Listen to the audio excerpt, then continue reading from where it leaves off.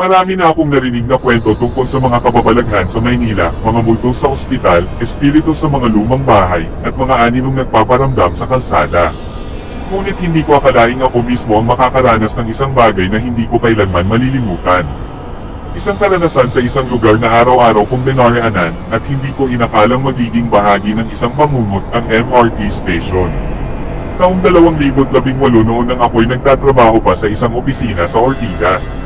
Araw-araw akong sumasakay sa MRT mula North Avenue papuntang Shaw Boulevard. Sanay na ako sa pila, sa init, sa siksikan, at sa tunog ng tren na tila ba laging nagmamadali. Sa dami ng pasahero, hindi mo na rin halos mapapansin ang paligid mo. Pero may mga gabi, lalo na kapag ako'y napapa-overtime, nakakaibang lamig at katahimikan ang bumabalot sa istasyon. Isang Biyernes ng gabi, pasado 11:00 na, ako'y nakatayo sa platform ng North Avenue Station. Wala masyadong tao, siguro mga 5 o 6 na lang kaming naghihintay ng huling tren. Napansin kong parang mas madilim ang mga ilaw kaysa dati, at ang hangin ay malamig at parang may kasamang panginginig.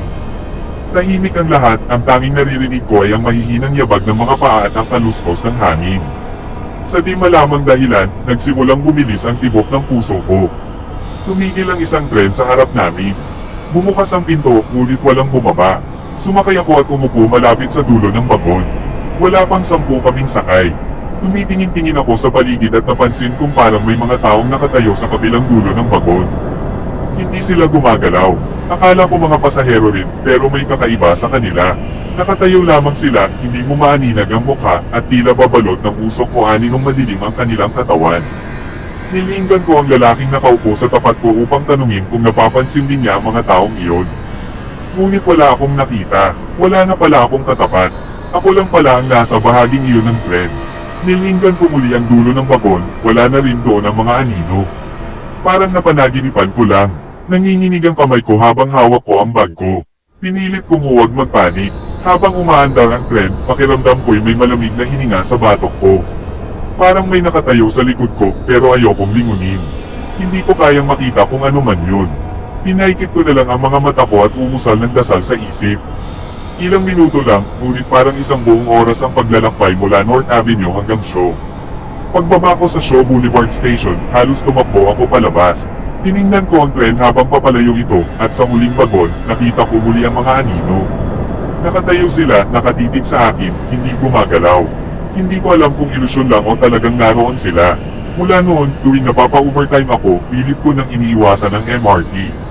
Mas pinipili ko pang mag-taxi kahit mahal, o minsan ay maglakad na lang ng malayo.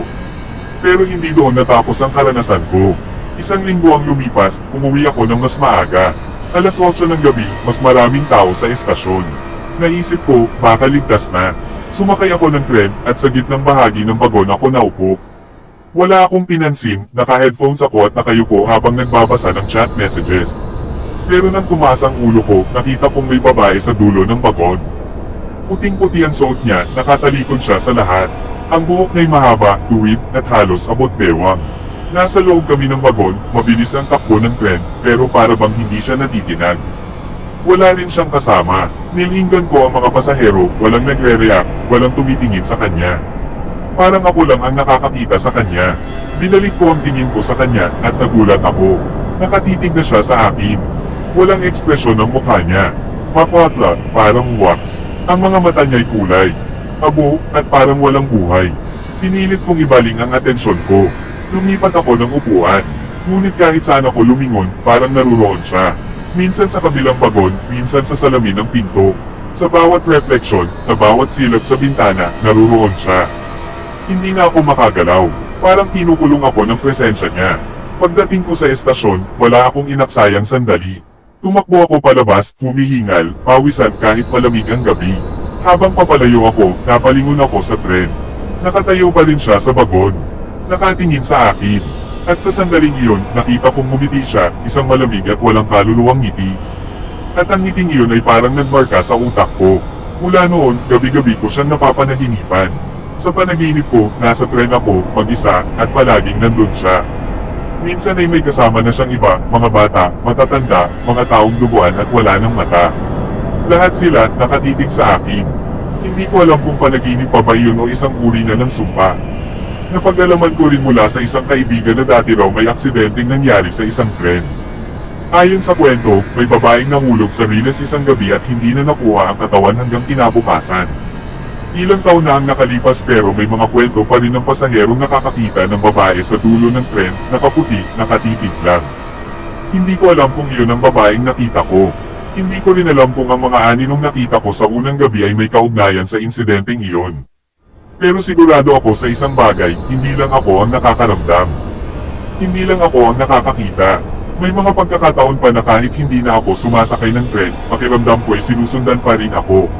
Sa salamin ng banyo, minsan ay may aninong dumadaan sa likod ko. Sa bus, habang nakatulala ako sa bintana, may refleksyong hindi ko maipaliwanag. Minsan, sa gitna ng katahimikan, may maririnig akong tunog ng tren kahit wala namang riles sa paligid. Lumipas ang mga buwan, pilit kong kinalimutan ang karanasan ko. Pero paano mo makakalimutan ang isang bagay na pilit nagpaparamdam? May mga kaibigan akong kinukwentuhan ko tungkol dito.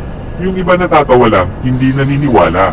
Pero may isang kasamahan ko sa trabaho, ang tahimik lang habang kinukwento ko. Pagkatapos kong magsalita, sinabi niyang may naramdaman din daw siya minsan. Hindi man niya nakita ang babaeng nakaputi, pero may naramdaman daw siyang malamig na kamay na dumapo sa balikat niya habang nakasakay sa tren. Wala raw tao sa likod niya noon. Doon ko naisip na hindi ako nag-iisa. May mga espiritong hindi matahimik. May mga kaluluwang naiwan sa pagitan ng pagbiyahe at kamatayan. At ang MRT, isang lugar na daan ng libo-libong tao araw-araw, ay tila naging tahanan na rin ng mga nilalang na hindi na natin nakikita, maliban kung sila ang may gusto. Hanggang ngayon, tuwing nadadaanan ko ang istasyon ng North Avenue, hindi ko maiwasang mapatingin sa riles. Parang may bumubulong sa akin. Parang may mga matang nakatingin mula sa dilim. Sa ilalim ng tunog ng tren at yabag ng mga paa, may isa pang ingay na naruroon, bulungan, iyak, at mga huni ng mga kaluluwang hindi matahimik. Hindi ko na muling sinubukang sumakay sa MRT. Ayoko na, mas pinili kong gumising na mas maaga, umuwi na mas maaga, kahit nakakapagod. Sapagkat sa bawat biyahe sa tren, hindi mo alam kung sino ang kasama mo. Hindi mo alam kung ang katabing pasahero ay isa ring nilalang na katulad mo, o isang kaluluwang naglalakbay pa rin sa daan na hindi na dapat sa kanya. At kung sakaling maramdaman mong may malamig na hangin dumaan sa batok mo habang nasa tren ka, o may matang nakatitig sa iyo mula sa dulo ng bagon, huwag ka nang lumingon. Dahil baka hindi ka na nila hayaang makalabas, baka maging isa ka na rin sa kanila. Ang tren ay hihinto, bababa ang mga pasahero, pero ang multo, mananatili, naghihintay, nakatitig, nag-aabang ng susunod na sasakay.